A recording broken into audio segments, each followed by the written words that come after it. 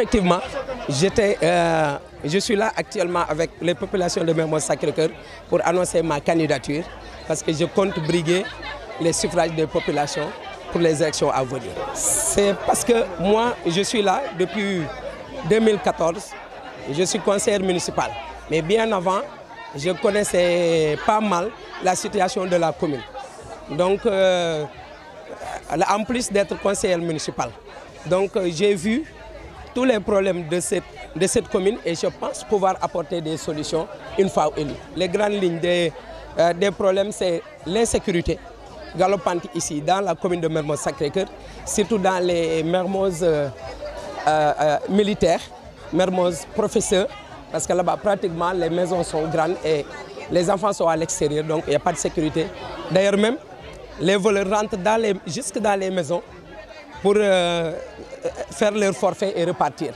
Donc il y a aussi la formation des jeunes, parce que moi, j'ai constaté qu'ici, surtout à Baobab, là où j'habite, je ne vois jamais aucun enfant prendre le bus pour aller à l'université. Donc d'ici quelques temps, on n'aura plus de cadres dans cette commune. Et alors que cette commune est une commune de cadres. Nos grands-parents et nos parents étaient des cadres supérieurs dans l'administration.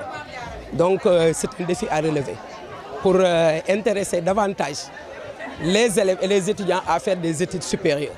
Il y a aussi le cadre de vie. Vous avez vu, dans la commune, il y a beaucoup de choses qui ne devaient pas être là. Donc là, il faudrait aussi qu'on fasse des efforts pour relever les défis de l'environnement. Il y a aussi le problème de l'employabilité et de l'emploi des jeunes qui rejoint la formation. Donc là, il faudrait que, parce que moi j'ai vu que les formations que nos enfants suivent tournent toujours autour de transport logistique, management, finance, banque, assurance, finance, transport logistique et management. Donc ils ont des problèmes de trouver un emploi après la formation finie, alors que les parents payent cher pour que ces enfants-là puissent obtenir le parchemin. Ce qui n'est pas évident parce que là aussi, il faut revoir les écoles de formation qui sont installées ici et revoir aussi le contenu des formations. C'est très important. Il y a aussi le problème de l'autonomisation des femmes. Ça, quand même, on est en train de faire des efforts. Il y a des pas qui sont franchis parce qu'à 2 reprises, là, on a donné des financements conséquents à ces dames. Et ce n'est pas à écarter. Parce que des gens qui ont les mêmes ambitions, qui ont les mêmes intentions pour cette commune, forcément ils vont se retrouver. Forcément ils vont se retrouver.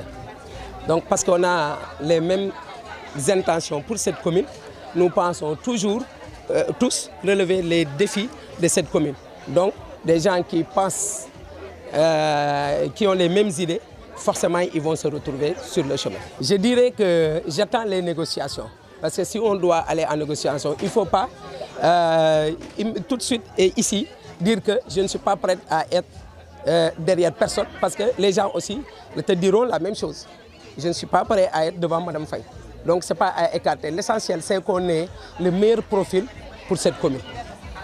Et si on parvient à trouver le meilleur profil, si c'est moi ou si c'est quelqu'un d'autre, j'aurai la générosité d'accepter ce fait.